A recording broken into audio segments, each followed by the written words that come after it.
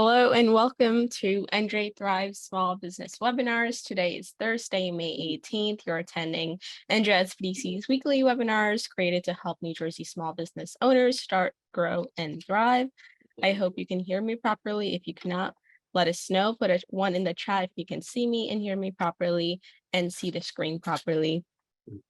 So if you are new to this, welcome. If you've been here before, thank you so much for your support. I'm your host for the day. My name is Uzma Sheikh. And if you're unfamiliar with NJSBDC, we are America's New Jersey Small Business Development Centers network, hence NJSBDC. What we do is that we're a statewide program powered by the SBA. Another acronym stands for Small Business Administration, and partners to help small businesses in New Jersey with mainly 3 things. And those are no-cost small business consulting, training and events just like this one starting at $0, and exclusive small business resources. If you look on the map here on the right, there are counties in New Jersey, and you'll see a little SBDC logo. That's where our centers are located. So if you're interested in receiving counseling, then please visit our website, njsbdc.com, and you can request counseling at those specific locations nearest to where you are. All right, so what is on the agenda for today? We have some headlines to go over.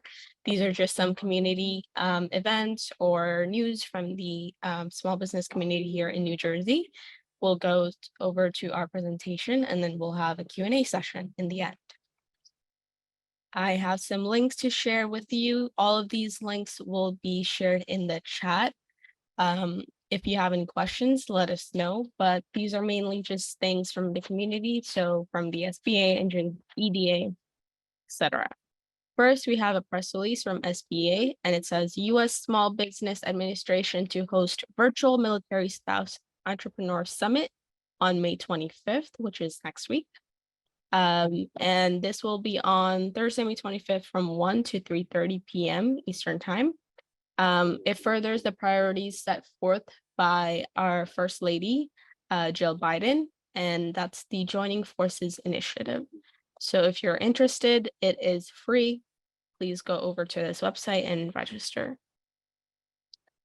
We have an event from NJRA raising capital for pre-development and land acquisition, May 25th also, but 10 a.m. to 1 p.m. So hopefully it won't conflict. However, this is in person. So Kane University, Heinz Hall, raising capital, especially early stage capital for acquisition pre-development, is one of the most challenging tasks. So you'll learn the key learning objectives, find out what the lenders want and need, what are the strategies, what are the differences between debt and equity, review the different resources available, etc. That's the Heinz Hall. If you'd like to register, go onto this website, and you have to register by May 23rd. Moving on to business.nj.gov, deadline extended for this grant. Apply for grants to start your business in the innovation economy. So before it was something else, the applications are now due by June 19th, 2023 by 5 p.m. So that gives you a month and a day. Next over to a press release released last Friday. NJEDA approves investment firms to manage funds to support small and early stage businesses. This is funded through the state's Small Business Credit Initiative, and they will support investments into New Jersey companies. So if you're interested, this is grant funding provided through the State Small Business Credit Initiative, like I mentioned, SSBCI, and there are 3 funds mainly. Moving on, NJEDA board approves additional $50 million for childcare facilities improvement program to help meet overwhelming demand. Total funding for phase 1 now totals $75 million as NJEDA hits milestone of first $5 million in approved grants. If you have a childcare facility, this is definitely something you want to keep an eye on, as there are developments throughout the year. All right, moving on from our headlines, some housekeeping rules that we like to adhere to. Type your questions into the Q&A box that you will see in the Zoom panel below. And that's mainly to filter out any comments or suggestions from the Q&A box, from the chat box. If you do put in questions in the chat, we will most likely skip those, only because the chat can go on throughout the entire webinar, and they might get lost. If you are interested in receiving the slides from our presenter, you have to complete a 3-minute survey. It won't even take you 3 minutes, and you will receive those slides. Also, if you like more webinars like this, then please let us know. And the way you can do that is through the survey. And that helps us a lot by planning our curriculum for our topics. So help us out there. Now, welcome Jinni Rock. Jinni is our NJSBDC Specialty Consultant. She's here for effective staff management for small business owners. So excited to have you, Jinni. Thank you so much. Thank you. Yeah. Go ahead and share your screen and I'll let you know. There we go. Perfect. Okay. Thank you. Excellent. Excellent. Thank you so much. And good afternoon, everyone. I'm so glad that I have this opportunity to share one of my passions with you, and that is human resources and staff management. I have selected some topics for discussion this afternoon that I think are really pertinent for small businesses and really all businesses. But our intent is for you to be able to absorb this information and use it right away.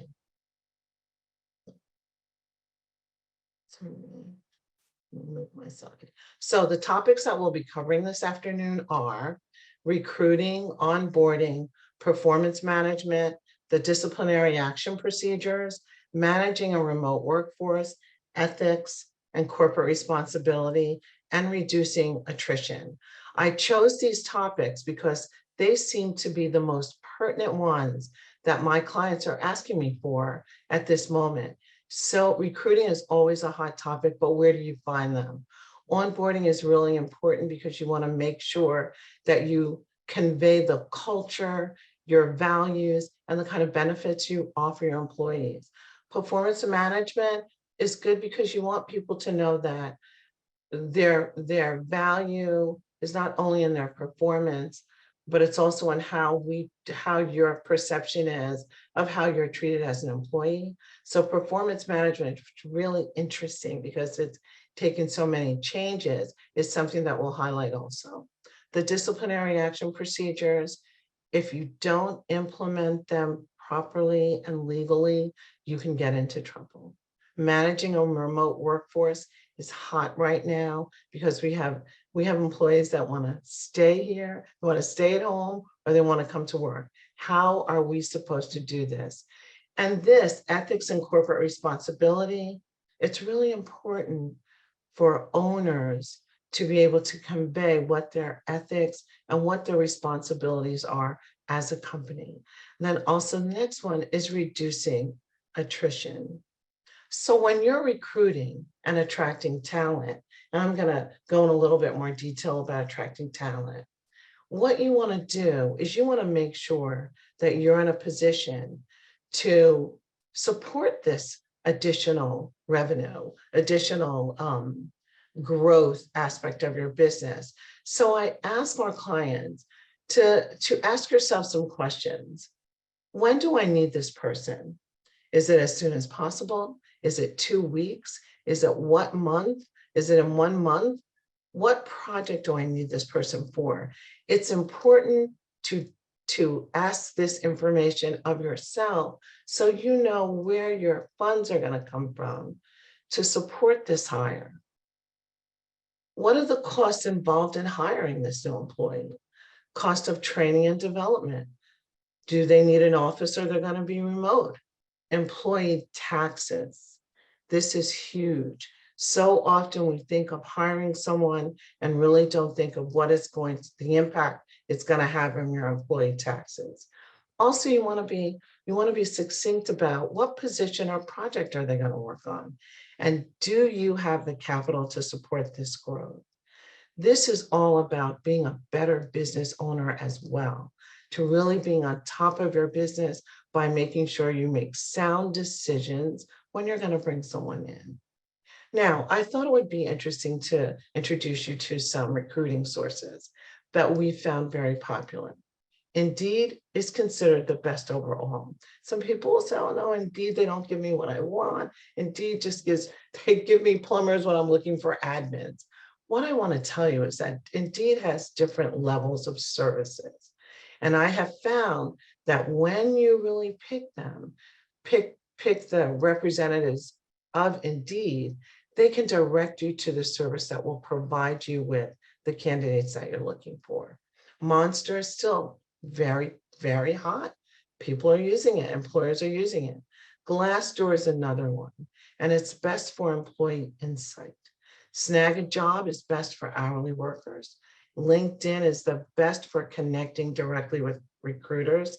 And LinkedIn has become one of the most popular recruitment sources for professional recruiters and just for professional employees as well, but it's been the best, and they're good because they've learned how to attract their client. They provide what their client is looking for. So if you're interested in placing a position with LinkedIn, make sure you go to the right person on LinkedIn, the right department on LinkedIn, so they can provide you with the avenue and information so you can attract the right person. Handshake is another really good recruitment source, and it's good for college students. And then the Ladders is best for experienced managers. So I wanted to just give you some ideas of what's available for you. Your family and friends are also good, but in lieu of those, or in addition to those, consider some of these recruitment sources. Now, there's this whole issue around attracting talent.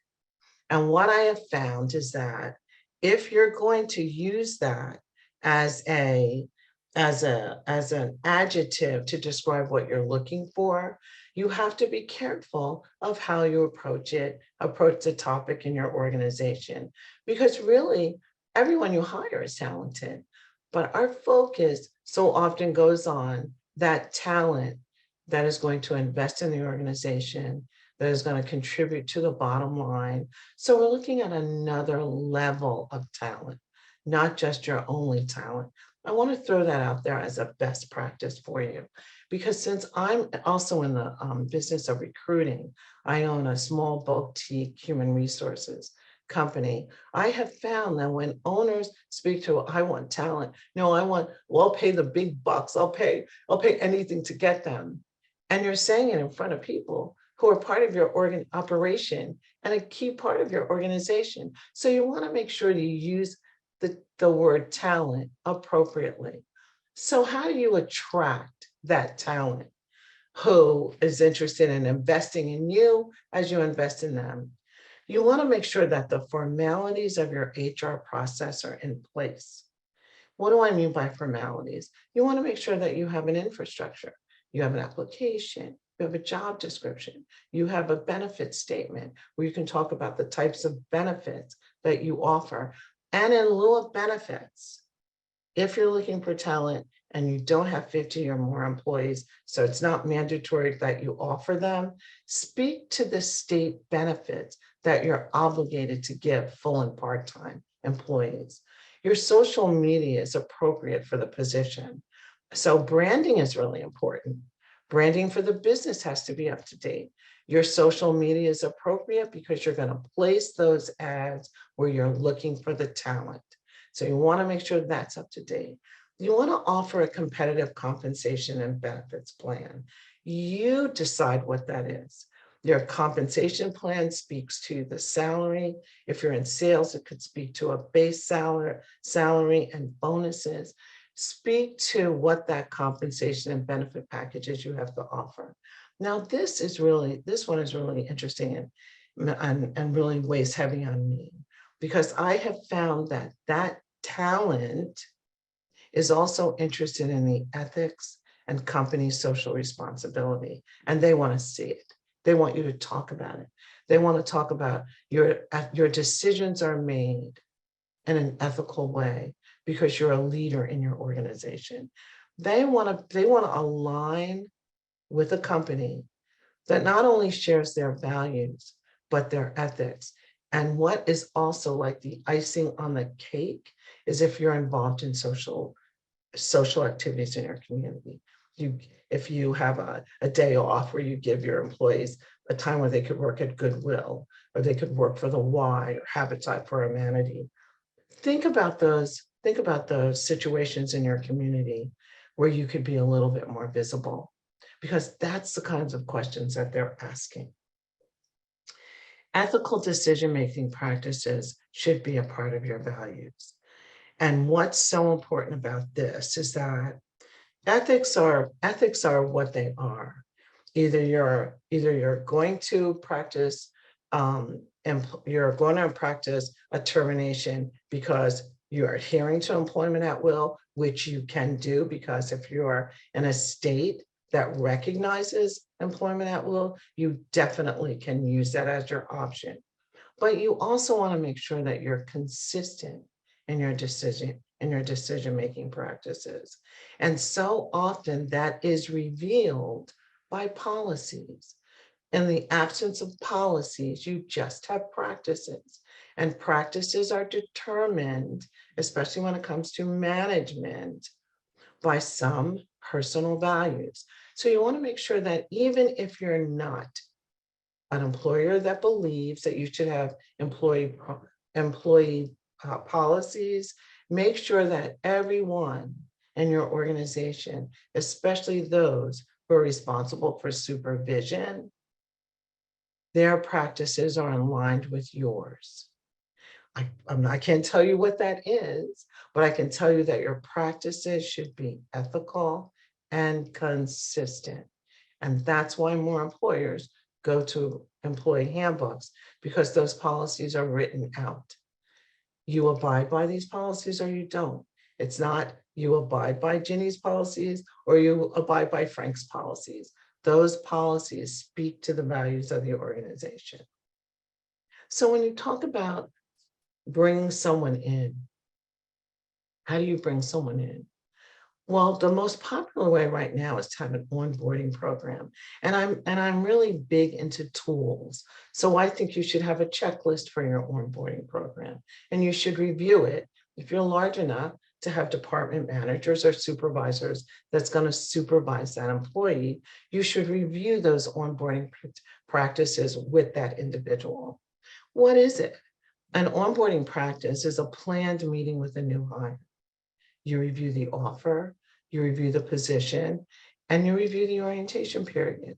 And many instances, the orientation period, which is also known as a probationary period, but not used as frequently as it was in the past, because probationary periods reflect a contract. You start out on a probationary period, and at the end of that probationary period, one assumes they have a job for life. An orientation period is not considered in that vein. Orientation periods can be 30 days, it could be 60 days, or it could be 90 days. Most of the ones that I see in policies that I write have 90-day orientation periods, but that does not mean if the employee does not meet the expectations of the position, you can't terminate them. As a matter of fact, it's during the orientation period that's the best time to do it, because then there's that if you wait, it's like more problems, not always, but often. You should also review your employee policies and procedures. And those policies and procedures, which are how you implement the policy, should also be divided into categories: benefits, communication, compensation, holidays. Everything should be spelled out. And in the absence of an employee policy and procedure manual, you should let the employee know what your benefits are, what their benefits are, but more important, what holidays that you offer, because they're not all of them. So it's good to lay your portfolio, your internal portfolio, on human resources and employee relations out to the new employee, because that's not often a discussion you have during the hire. And you also want to talk to them about performance evaluations. Now, there are some organizations that offer an employee evaluation after an employee has been there 60 days. Or they'll wait until after the orientation period of 90 days. But what used to be the philosophy on performance evaluations, thanks to new technologies, and also thanks to the aftermath of our COVID, COVID, after the aftermath of our experience with COVID, performance evaluations have taken another turn. And I'm going to get into that a little bit further when we talk about terminations and severance, et cetera. But what's important is now you don't have to wait to give a performance evaluation. You don't have to wait until there's an infraction or you believe that they've been there a year or 90 days. You can have and offer an employee evaluation at any time you want. And what kind of policies that I'm writing now is the performance evaluations are more of a discussion or chat. It's not something that's rigid. On June 1st, you're going to have your 60-day performance evaluation, and you better be ready. What we found is that people are so pent up and so tight and scared that they really aren't themselves during the performance evaluation. So that's why it's all so good as an employer for you to have an outline of what you want to talk about. And you can share it with the employee prior to the evaluation, or you can just see a moment during the day where you want to talk about their performance evaluation when it's not based on something that they've done wrong. So you can use the performance evaluations and their tools at any point of an employee's life with you. One of my favorite quotes is from Richard Branson. You train people well enough so they can leave.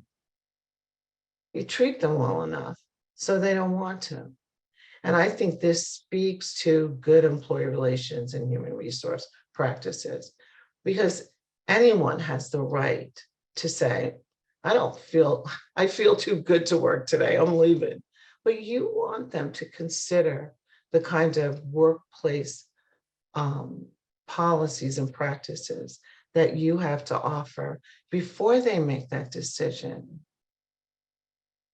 Because your workplace should be like the safest and harmonious place in an employee's life, because none of us know what they're leaving to come to work. So you want to make sure that you treat them well enough to want to stay. And that's basically left up to you. But it speaks to your culture. And every company should have a culture, should spell out their culture, because everyone has one, but they don't spell it out or share it. So the benefits of onboarding for new hires are it reduces cost and turnover, because you're very open about what your expectations are, and that's what employees want. It increases productivity and morale because people feel valued. And it also saves in training and development, because so many of the issues that you go over during an onboarding procedure has to deal with where they are. Because you hope you cover all of these issues during the interview. But sometimes we're so glad that we found the right person that we offer them the job and then say, hope it works. But during the onboarding, you can have a safer, more informal conversation with your employee about how great it was that they made the decision to come and work with you. And what an onboarding procedure does in general, it allows the employee to say, I made the right decision because the employer shared these issues with them, or shared these benefits, shared workplace situations, Shared the fact that, we've instituted a coffee machine or a coffee truck that comes in. Anything that you can share with your employee to allow them to confirm that they made the right decision. It's great to do it during the onboarding process. So the advantages and disadvantages of a remote workplace. And as you see, I am picking these titles based on the life of an employee. You bring them in, you hire them, you bring them in, and now we're faced with this issue of, are you going to work inside? Are you going to work home? Are you going to work hybrid? So I looked at and did some polls on what employees were saying and what managers were saying, what businesses were saying. And I thought this would be an opportune time to share this with you. So employees said that the advantages for employees to work remote is they have more control over their work environment, fewer distractions from coworkers, no need to commute, increased flexibility and autonomy for employees. But their disadvantages for working remote were less potential for face-to-face collaboration, which is real, potentially less social interaction, and can be more difficult to stay focused. We saw it, we lived it. It's not as much of an issue, I don't think, as today. I think, well, I don't have data to support it, but just with my employees, it's an easy decision. I enjoy working at home because I do have the advantages that were given, but I've also learned how to make it work for me because it was so difficult when it was forced. The disadvantages are exactly what people say here. They miss that face-to-face. And what it also says is Zoom isn't everything. We can't get it all from Zoom. So it allows you as an employer to kind of take this information and see how you can fit it into your own workplace practices. So the advantages for a human resources manager is a reduced overhead cost. You're not here. We don't have to provide you with things. It just reduced our overall HR cost.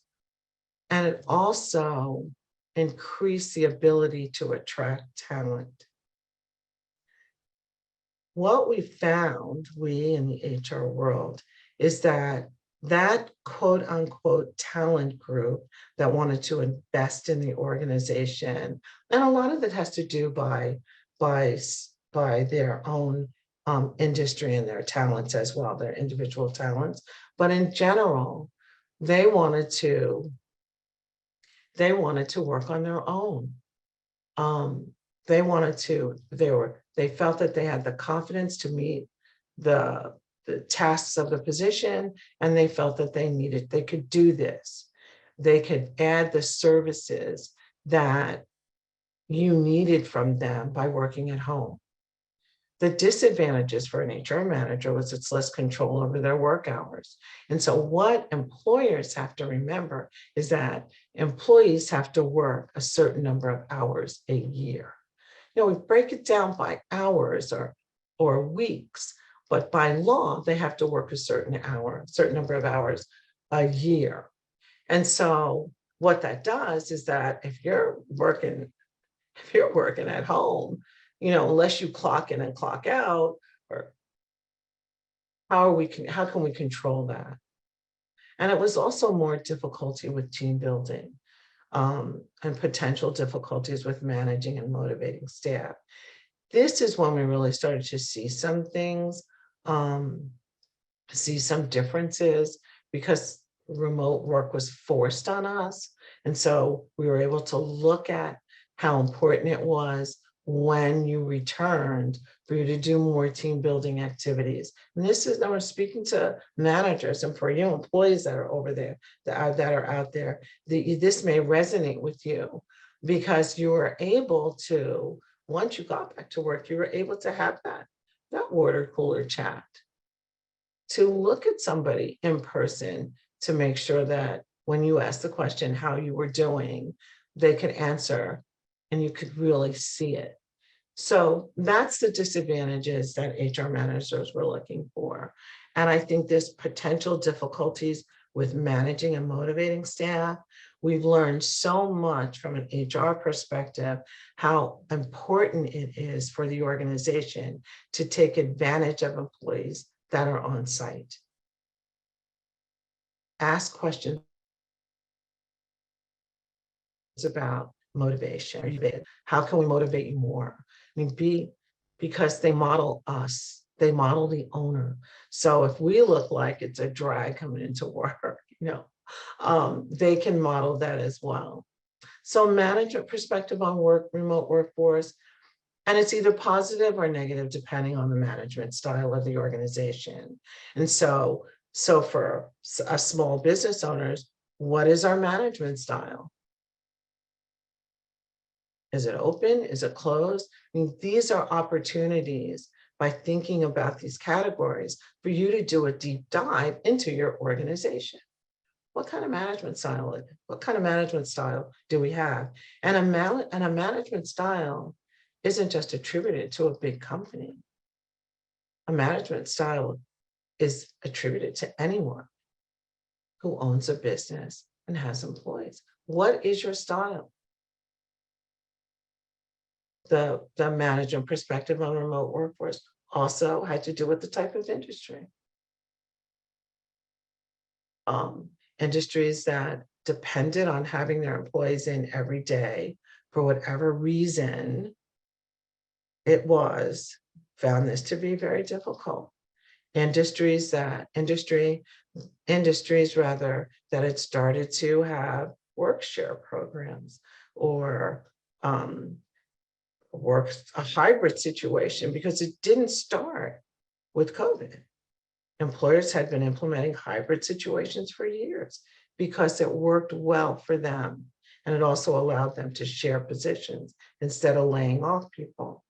And then it also depended on the size of the company, because some of us are so small that we can't afford to do it, especially if you need someone there. If you have deliveries that need to be picked up, even though we found a way to do it during COVID, these are the things that you think about from the different categories perspectives when you make the decision to go remote, hybrid, or in person. So the general advantages of remote from workplace for businesses was, again, it reduced overhead costs. It increased ability to attract talent and the size of the company. These were the factors that were determined for a remote workplace for businesses in general. So then you look at the disadvantages of a remote workplace for businesses. Less control over employee work hours. And you see, I put these in caps because that's what we were looking at. We need to control you. We need to control your hours, but we know what happens when we can't account for them. And more difficulty with team building. And I have to admit that I hadn't heard the terminology team building so often as when we were working through how we were going to bring people back after COVID. Team building was high. So not only was it a hot topic on a larger company in larger companies, but it was a hot topic for smaller companies too, because you use that as an opportunity to make sure that everyone is on the same page. And then you talk about how a team can help the company grow. So we're back in the workforce or not, and you realize that in order for you to determine how one's doing, how an employee is doing, you need to set clear expectations and goals. And those goals need to be aligned with your company strategy. So I can see some of you out there saying, like, I don't have a company strategy. Well, it should be aligned with the way you run your company. So the goal shouldn't be that far off where an employee can say, well, we didn't even do that. I'm not even responsible for that. Their expectations should be based on the job responsibilities and the performance standards. And when you have a performance management meeting or performance evaluation meeting, going over these things shouldn't be new. If the employee isn't doing well, they shouldn't find out during the performance evaluation meeting. They should be informed earlier on. When you identify that there's a problem, you should bring them in and say, look, I don't think you're meeting the expectations of the position. But they also should, your criticisms and your recommendations, because I don't like criticisms, your recommendations should be based on actionable items. So you say, I think you could do better in this area, and you may want to consider this. I mean, it's a more dated management style that allows staff to guess these things. I can remember when we were like, okay, you know the answer. I know you know the answer. We don't have time for that now. Your answer is what's going to help them. Your recommendation is what's going to help them move the needle and get your project done and do what we're paying them to do. Communicate expectations. There's everything right with it. Because in many instances, we're eager to communicate what's not going right. Communicate the expectations and provide continuous feedback and coaching. It's not something that just happens after the evaluation if you go a more traditional way, but provide continuous feedback, which may mean bringing them in and saying, you know what, Jen, you're doing a great job. Keep it up. Or Jen, I see where, you didn't hand in all of the items for this project, even though we had a checklist. Make sure you go over the checklist. It's positive, it's constructive, and it's welcomed in many areas. So you determine the best performance tool for exempts and non-exempts. And remember, exempt staff are those that are not eligible for overtime. Non-exempt staff are. So you can, and now with DOL changing some of the rules on how to identify who is eligible for overtime or not, you want to stay on top of that. But just for the sake of this conversation, I often recommend that exempt performance evaluations should be in a narrative sense. The overall review should be in a narrative sense and measured by metrics such as outstanding, met expectations, a good, needs improvement. When it gets down to needs improvement, you may want to have a performance improvement plan so the employee knows exactly what you're talking about. And you can do that for non-exempts as well as you can do it for exempts. Non-exempts as well as you can do it for exempts. But on the non-exempt side, so often it's more impactful if you use a tool that provides a numerical metric. 5 is outstanding, 4 is good, 3 is needs improvement, 2 is you're on your way out. No, you don't say that, but you just make it so that it's not only palatable to the employee, but they know that they need to get it together because it doesn't look good. And you can follow it up with some other tools. So you encourage the employee to practice self-reflection and self-evaluation. And how that's demonstrated is by you as the owner doing it yourself. There's everything right with encouraging your employee to improve their performance by saying there was a time when I was a worker or I was an employee, my performance was going downhill. This is what I do. This is what I did rather to make my performance better. There's everything right with self-evaluation and modeling because our employees are looking at everything we do because they're determining whether they made the right decision to stay or they're determining whether they want to be a leader like you are. So you provide constructive and actionable feedback, like I mentioned before during your probationary period. And I also recommend that when you go over performance management during the onboarding process, tell them what tools you're using to manage them with.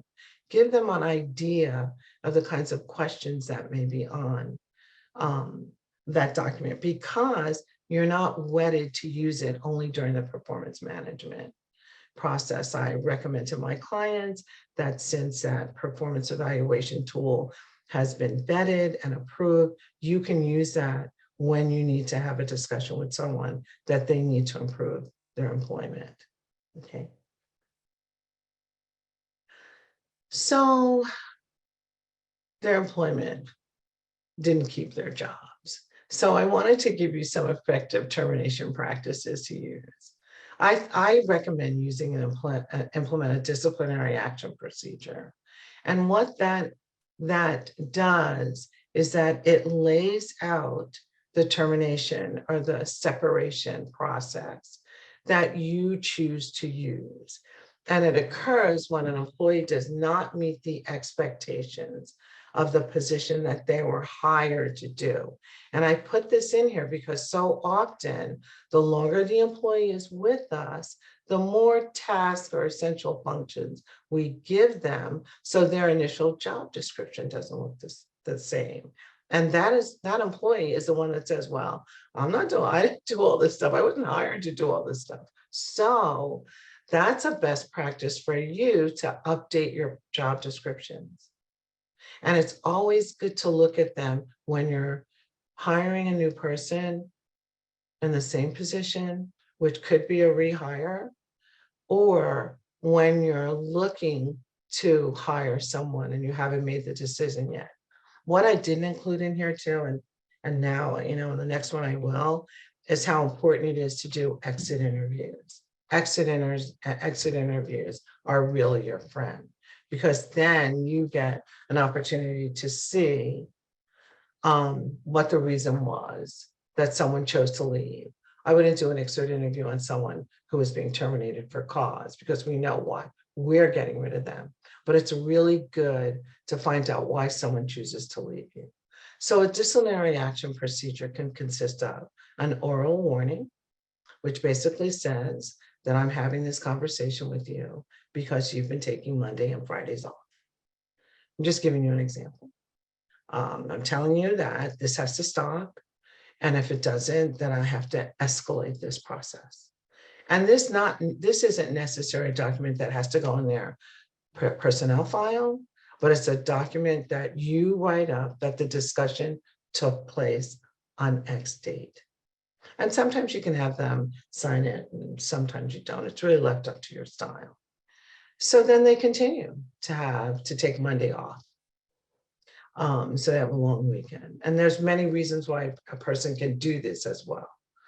So you want to make sure that while you're going through the infraction during the oral warning, you want to make sure that it's not because of some personal sickness or something's happening in their family. This is the time to find it out if they're not open with you. So the first warning is the performance has not improved. And so the definition of performance here is that if you're not on the job, if you're not at work, I don't know what you're doing, but I know you're not doing what we need you to do. So it affects your overall performance, especially if you're doing it on a scale. So the second warning is a continued performance challenge, and you can establish improvements dates in the second warning. And you can say in 2 weeks or a week. If it's a Monday through Friday, you want to see it the next week. So next week, and you have the dates in the document, I don't expect you to be out on a Monday or Friday. But if they are, then you escalate it. You can continue the performance challenges and establish improvement dates. But so many of my smaller businesses don't allow it to go to a second warning because you can't afford it. But if you're in that position where you want to let someone go after the first warning, then you should have some applicants ready so you can bring someone in, or you should have someone ready to bring someone in. And you can discuss the next steps, because some employers are, give them another chance. I want to give them another chance, another chance. You can, and then you come to the realization, especially if you have an opportunity to speak to someone in human resources, where all those chances are affecting your bottom line. You're paying for someone who's not here 2 days out of the week. And then you make the decision. It is important. It is important to include the HR topic of termination in your employee handbook as a best practice. This practice should be determined by your individual company that complies with the company's culture, state, and federal laws. And when in doubt, seek the services of a professional. So in conclusion, because that was just an appetizer, because we could do a day on each one of these topics. A company doesn't want to be on the side of defending a practice without documentation, regardless of what that practice is, regardless of what that infraction is. Documentation is your friend. The HR practices presented can result in a successful organization. When in doubt, seek the help of a professional. So now I'd like to entertain some questions.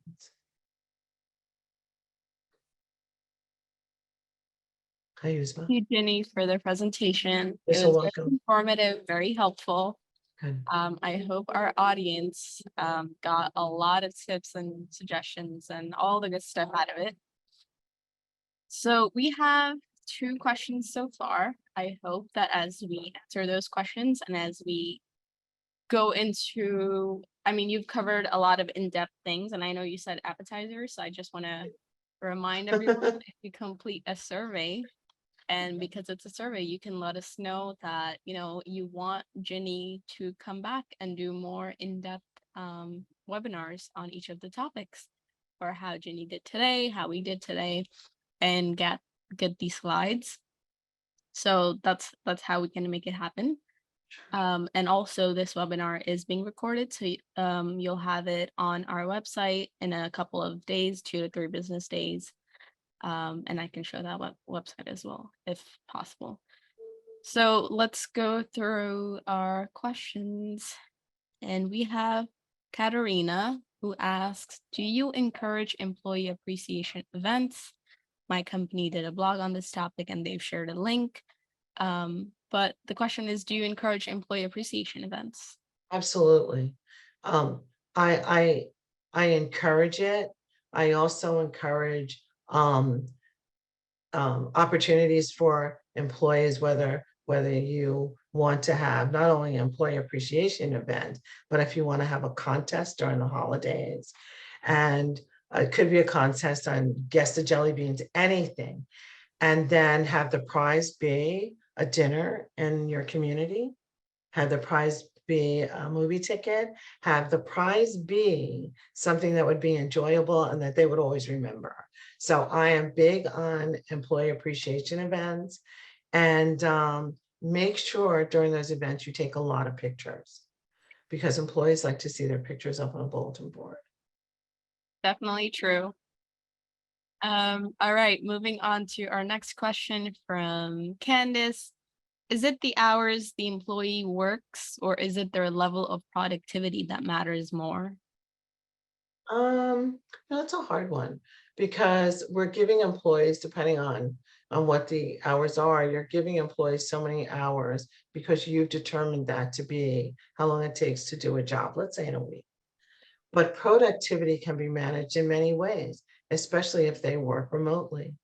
And then productivity can also, if there are not specifics in whatever they're doing, it can be very subjective.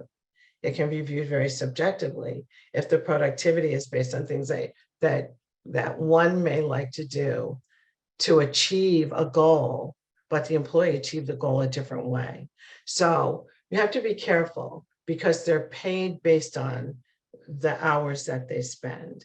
The productivity and the performance is based on how they worked during those hours and how they met the specifications of the job. And if you're using productivity as an example, then I would make sure that I defined it in a job description, because it can be there. And there are employees that are more productive than others on given days. So that's why you have to be really careful, because productivity can be used as an adjective and it can be subjective. I'm not saying don't do it, but I'm just saying that you have to be careful on how you promote it. I hope that answered your question. But I've seen a lot. Productivity can be a problem. For sure, especially when you have, the option of working from home or hybrid or just on site. That can definitely dabble into many different areas. And, it also brings up another point, especially that we learned during remote, is that there were people that were very productive when they Mhm. worked at home because they worked overnight. Everybody was asleep. People were gone on the whatever shift, so they could work forever and produce things, right? So what about the person who's doing the night? I'm just doing 95 the best I can. So all I'm saying is just be careful as you use Exactly. it. And I think this can also be a topic, a whole different topic, but that just reminds me, I think the remote work versus the on-site work, I think that revealed like issue, and that was there was a generation gap. So between the younger generation preferring the remote work where they can be anywhere and work from anywhere at any time, Like, versus the older generation who has been so used to going to a building and working at their desk. So there's been that whole debate with like like a subtopic within that remote versus on-site. absolutely. And it also occurs during performance evaluations. Yes. So if you want to rate someone who looks down all day, maybe on their phone, because you can't terminate them for that, but it could be their way of learning, doing research. You want to make sure that you understand. That's why this whole intergenerational topic in the Hmm. workforce is something that we should all be mindful of. Yes. Yes, for sure. Okay, let me look through our chat. Okay, so we have a question from Walid. He asks, is there any HR software that can be used to manage HR? Sure, there's a lot of good ones out. As a matter of fact, I'm going to do a webinar on business apps and include some. One that's popular right now is Bamboo, or no, it's Bambi. There's Bamboo and Bambi, and I have clients. We're mixing my services with Bambi because, and I'm not promoting it. I don't get any money or anything, but we're mixing it because we see where it aligns with the business. So Bambi is another one. And then there are some CRMs that have HR add-ons, which I think are good. I liked Monday, but I couldn't keep up with it. For my firm, sometimes they just ask too much. You're just trying to work. Sometimes they ask too much in terms of responsibility, but there are apps out there. Gotcha. All right. And how to know, I think a follow-up question from Walid is how do you choose the best software? I think that Um, can depend, right? but what I've learned by doing this business app webinar is that most of the companies will allow you to try it.